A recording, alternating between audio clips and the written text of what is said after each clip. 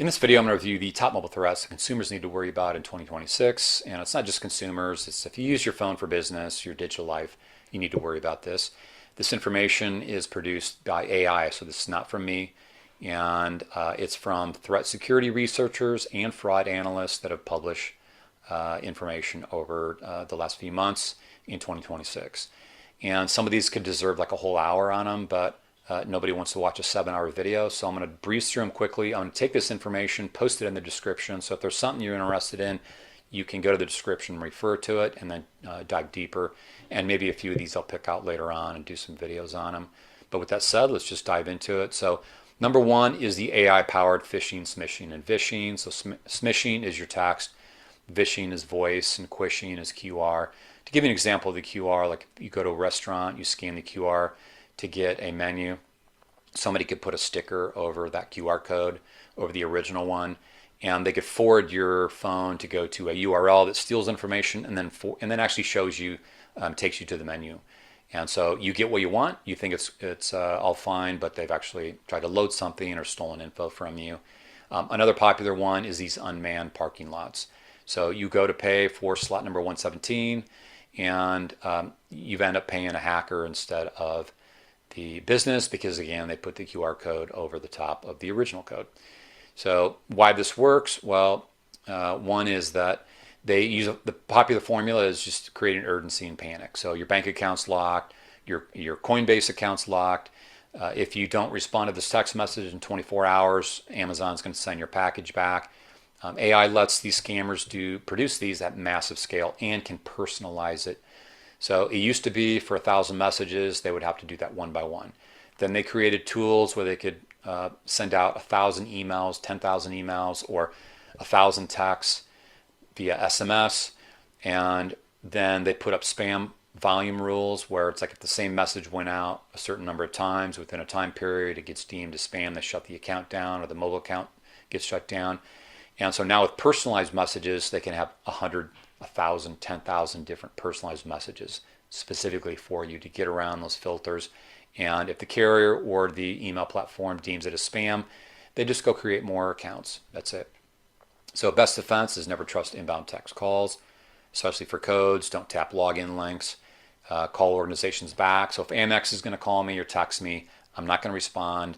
I'm not going to pick up the phone. I'm going to look at the back of my Amex, call the number there, and make sure I'm calling the right organization. Use passkeys where available, and that's number one. Number two is deepfake voice and video scams. And according to AI and these threat researchers, this is one of the fastest growing threats. And so criminals can clone someone's voice. And it says here they can use short social media clips, but there's many ways to get your voice. One is to do things like spoof you. Like call you from VoIP. So for example, I was talking to somebody last week and they said, hey, how could somebody call me with my name? It's like I thought it was weird. They're calling me in my name, my first name, my last name. And it's because hackers can set up voice systems all over the world. And if they have your name and phone number, they can call you using a VoIP system, super cheap. And they can just put your name as the caller ID. So they can actually do this 10,000 times in a day. 10,000 mobile numbers, 10,000 different caller IDs to get you to pick up. Or you get angry and you call the number back. Now in the case last week, they looked at the number and they're out of Poland. And so definitely this is a classic scam to try and get them to call back or answer the phone, to get personal information from them, record their voice. And even if you would just want to yell at them, you're angry. Why are you doing this? Why are you spamming me? They like that as long as you call them back. And so it reminds me of when I don't do wire transfers anymore because I just use crypto for that. But my bank used to verify wire transfers by having me state something like, I verify this wire for this particular bank, whatever it is, and it would verify my voice to whatever was on file. And we actually have a customer who, before they joined efani, their voice was cloned and they lost millions of dollars. They ran a hedge fund. And somebody got through the layers of verification, and one of those layers was voice cloning. And so somebody cloned his voice. So be aware that this is the world we live in. This is the things that we have to worry about. And so, what consumers do? Well, one thing it's suggesting is create a family safe word. I never really thought about this, but this is perfect. It reminds me of when We went to help my parents. We went and lived near my parents to help them through COVID. And I was surprised how many times people would call and say they were one of my parents' kids. Of course, they'd be friendly, like, oh, it's nice to finally talk to you in a while. I've talked to you. And then eventually it's like, oh, yeah, I need $2,000 or $5,000. And unfortunately, my parents are all together and knew about these scams and would shut it off very quickly. But if you had a family safe word, then it'd be like, oh, somebody calls up, says they're Mark, and be like, great, oh, you need some money. Well, for one, my dad knows I'm not going to call him up and ask him for money, but he could say, like, fine, give me the safe word. And you could do this with small businesses as well. I think it would be good. So about 8 or 9 months ago, a founder of a small business company said that they were receiving text messages from their own employees, and they would say something like, I'm in a hotel, or something happened and they need $200, 250 pounds, whatever. And they were wondering how it was happening, and it was coming from one of these Google Voice accounts, and Google Voice had not shut off the account due to spam, and they do this anonymously, and if they can sign up anonymously, then how are they going to get caught? It's just again, it's the world we live in. Now, SIM swaps, number 3, SIM swaps and SIM hijacking. They're basically the same thing. And this is when somebody convinces your mobile carrier to transfer your number to point to the SIM or eSIM in the hacker's phone. But it doesn't have to be convincing, impersonation. It could be bribery. It could be that they have a buddy that works at an independent phone store, or they have an insider at a customer support. And you can, look for articles where there's actually been insiders of a carrier working together, targeting high-profile people to steal their crypto and steal from them, or simply could be just to simply harass them. And once your phone number is moved to the hacker's phone, they can intercept your SMS codes, password resets, use that to get into your accounts like Coinbase and Bank of America. And so SIM swapping remains a major threat because they just don't have control over everything. They don't have control over independent stores. There's MVNOs out there. We all have access to these portals where you can move customers from one carrier to another. And the industry itself has decided to, when they want to make these moves cheap. They don't want to spend any money. So it's like, fine, if you want to leave me, then it's going to be free. So, and you can try this yourself. You can move from one carrier to another. You don't even have to talk to your carrier you're using, and the carrier that you're moving to your account to does not have to talk to them either. It's basically all digital. You give them a couple pieces of information. And what's one of the things, like when somebody comes up to you and says like, oh, I got an emergency, can I borrow your phone? Like if you have Verizon, for example, they borrow your phone. They're acting like they're making a phone call, but they've texted, hashtag 4 digits, hashtag, and they get a temporary transfer pin back. They delete that so you don't see the history on that. And if they get a couple bits of information like your mobile number, account number, and have this temporary transfer pin, then they have the ability to over the next number of days to be able to transfer your account out. So there's just a lot of ways that you can get SIM swap that are outside of the carrier's control. So biggest mistake is relying on SMS authentication for important accounts. At efani, we know we have a ton of crypto customers, and just to crypto people in general. If you have crypto, get it off these exchanges, get it onto a hardware wallet, a cold wallet, and also avoid these scams of use a 3.0 crypto wallet and don't use a cold wallet. These are all scams. They want you to post that how stupid they are, or you want to show that you're smarter than them. So it's like, no, I have my crypto stored on this wallet or that wallet, and you're just giving them information on ways for them to scam you and personalize things. So just be aware of that. So the better option is to use passphrases, passkeys, authenticator apps, hardware security keys like YubiKeys. For crypto, if you do own crypto, I always recommend Tangent. It's the only one I do recommend because it's simple to set up, simple to manage, and it's very secure, never been hacked. There's no cables, there's no hardware, and it's just simply these 3 NFC cards or a ring and 2 NFC cards, and it works, and I use it. I've got the Tangent Pay. You can use the Tangent promo code from efani, EFANI. That's going to give you the maximum discount, and you can also combine that with whatever promo Tangent is running. And in fact, they're running one right now, so you can combine the efani with the Tangent code, and I think it's like a 50% off right now. And there's also like a $20 Bitcoin cash back, Bitcoin back if you order a certain amount. So check that out, but use the efani code. And number 4, malicious apps and sideloaded APKs. So don't turn on developers mode. Don't root your phone. This just opens your phone up for all kinds of hacking, all kinds of scams and malware, spyware, you name it. Uh, and especially if it's Android. So fake apps remain one of the most common infection routes. And there's a lot of people out there that think that they're hacking into your mobile stream, your LTE, your 5G. They're able to listen to your phone calls, but that's not really what's happening. They're actually getting access to most likely an app on your phone, and if you voluntarily put an app on your phone, there's nothing that the mobile carriers can do about that. You're voluntarily putting things on your phone that can send information out to servers across the world. But you also have the issue of insiders at different mobile apps. So there's forums out there where you could post to say like, hey, I want to get this person's location, and somebody works for one of these mapping apps and may be able to sell information on the side. It's the world we live in, and you just have to be careful about everything. So turn location tracking off whenever you can.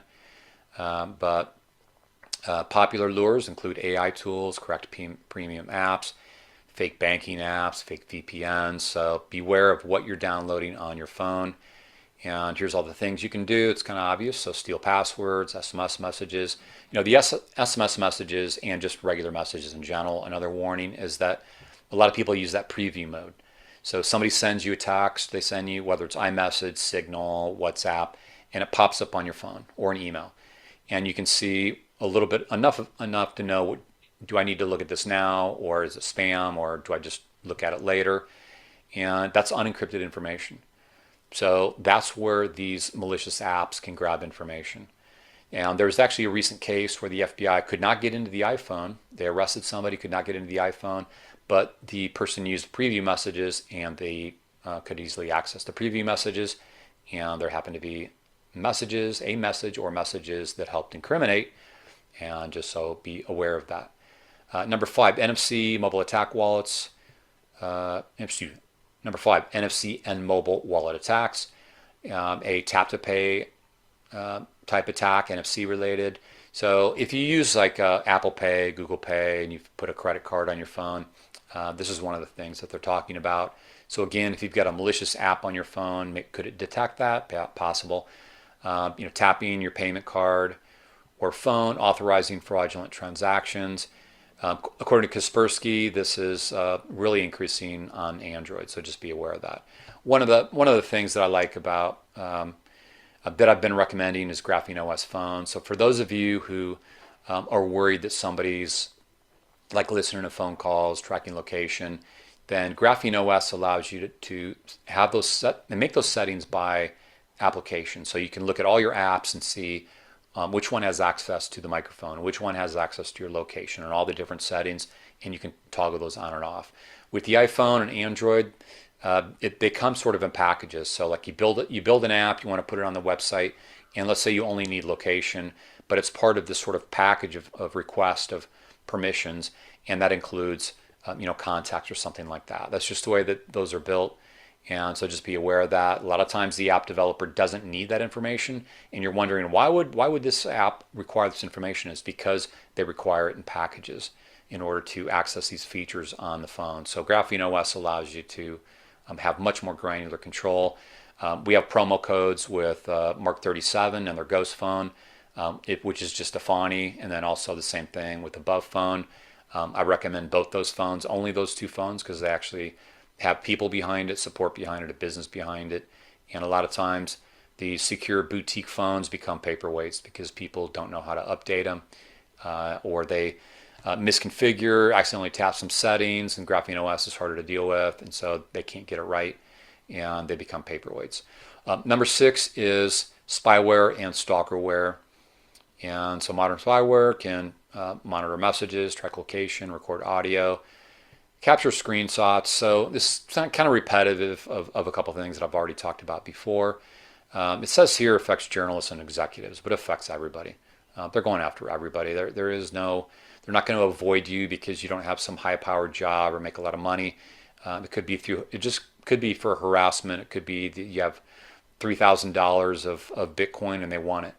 So some warning signs: unusual battery drain, overheating, unexplained permissions, strange accessibility settings. And then also be aware on these these warning signs. A lot of people, like iPhone users, for example, all of a sudden their phone changes from black to white in the background, or they turn the Wi-Fi off and it mysteriously turns back on, and they think that somebody's hacked into their phone, hacked into their mobile carrier, and a lot of times they just fat fingered something in the control center. If you take your iPhone and you have two fingers and you scroll down, there's a focus button there. You hit that focus button, it may shut off, it may shut down like actually all activity, say like during certain business hours or nighttime hours, weekend only, and it may be just that you turned on focus accidentally. With Wi-Fi, for example, it may mysteriously turn back on, or it turns on every day, like 7 in the morning, and that's because you shut off Wi-Fi using the two fingers in the control center. So if you swipe down, turn off Wi-Fi, and then an hour later, 2 hours later, you're at a mall, you're at a cafe, it recognizes a prior Wi-Fi connection you programmed in there, it'll just automatically turn on. And then also if you've turned it off with the control center, then it should turn on at the same time every day. It's just built into the system. So if you want your Wi-Fi off and stay off, you got to go into settings, turn your Wi-Fi off, and then it'll stay off. So just be aware of that. Things happen, people fat finger things, and then they think somebody's hacking me, my life's over, this is, what's happening? How do they keep turning my phone from black to white? How does Wi-Fi mysteriously keep turning on? And that's all it is. But you do want to watch these warning signs and make sure, because they can be legitimate as well. Number 7, account takeover through mobile first identity systems. So your phone number, email, mobile wallet, all increasingly tied together. For most people, they are absolutely tied all together. And for most of the world, it's now tied together. Because the majority of the world can't, banking, they can't afford to pay bank fees because they don't have much money. So they're using these mobile wallets, they're using crypto. And so the majority of the world, there's more phones in the world than there are people at this point, for at least most of the countries. And so once one of these are compromised, then they can use that to compromise other things. So for example, again, a lot of people think like they're going after my phone number, they're hacking my phone number. But, let's take email, for example. I don't need to hack the iCloud account on your phone. I don't need to hack or listen to, try and break into your LTE or 5G stream. I can find out what emails you use and go to my computer I have right here and go to all the crypto accounts, go to all the banking accounts, enter in your emails and say forgot password.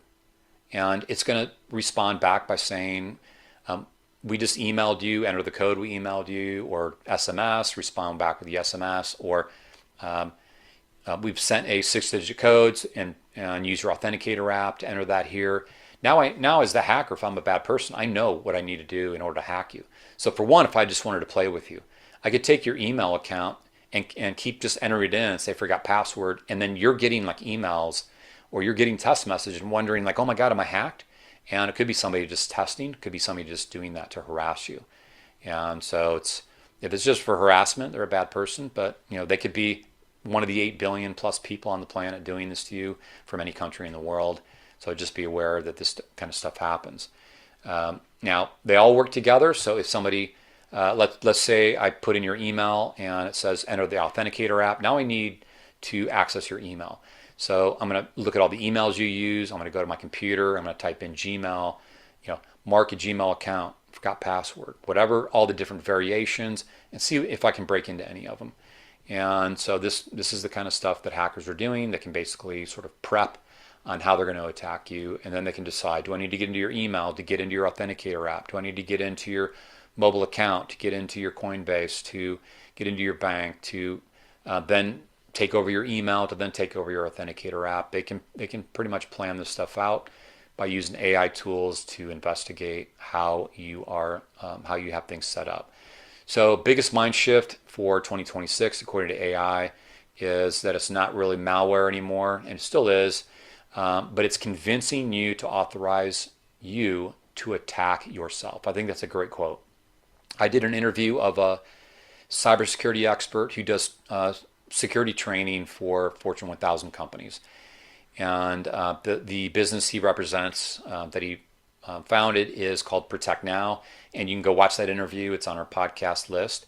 Efani features Protect Now, and you'll be able to find it.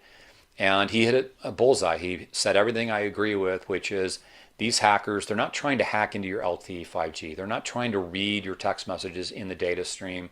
They are simply trying to get you to attack yourself or to get other humans to attack you. And what I mean by that, convincing a carrier employee to move your mobile account over. Trying to convince somebody or pay somebody at a mapping company, a mobile map company, to sell you information on the side. All these kind of things happen. One good data point of this is when Brian Armstrong, the CEO of Coinbase, came out last year and said that somebody was saying it was a $25 million ransom. And it turned out that they had buying information from all these Coinbase customer support reps overseas. And those people were getting into people's accounts, selling that information. They were using that to steal from people. Coinbase was great about it. They covered most of that, and if not all of it. And then they turned it around and said that we're going to offer a $25 reward for anyone who turns in this hacker. I don't know if they ever found anybody, probably not. But these are the kind of things that are happening out in the world that we have to worry about. They're out of our control. They're out of carriers' control. That's why if you're worried about SIM swaps and mobile account protection, that's why efani was built. So myself and the CEO, we got mobile hacked. Around me 2018, him 2017. I reached out to him because he said he had a solution on LinkedIn, and we hit it off. And I said, hey, this is what I do. I build cybersecurity companies. And the next thing we know, we named it efani, and we've now been in business for 6.5 years. And we provide a mobile service through the top 2 mobile carriers, and we protect the SIM swap attacks, as well as add some privacy and some security. You get global data coverage around the world, and you get 10 gigabytes of free mobile data around the world. And there's all kinds of other great features, but we back it up with a line of insurance that covers up to $5 million in losses due to SIM swap losses. So check out efani. You can get a discount at efani.com/YouTube. Hopefully this was educational for you. And also look at organizations like Privacy Action Plan. And with Glenn Meter, you can join that organization, and they cover on a weekly basis, every few days, some new topic about VPNs, different tools to use, different software to use, different services, different products. And they bring on a lot of experts. I've been on their podcast a couple times. And so you can check an interview of me there as well. But they're a great forum for you to learn about all the different tools and to make this really easy for yourself to get secure. Because the fact is, nobody cares about your privacy. The companies don't care about it. The government doesn't care about it. In fact, it looks like it's more of a built-in feature for them to get access to this stuff. And that opens up things for hackers. And so nobody's going to take control of your data privacy, your data security, unless you do it on your own. So thanks for listening. Like and subscribe. And until next time, stay safe and secure.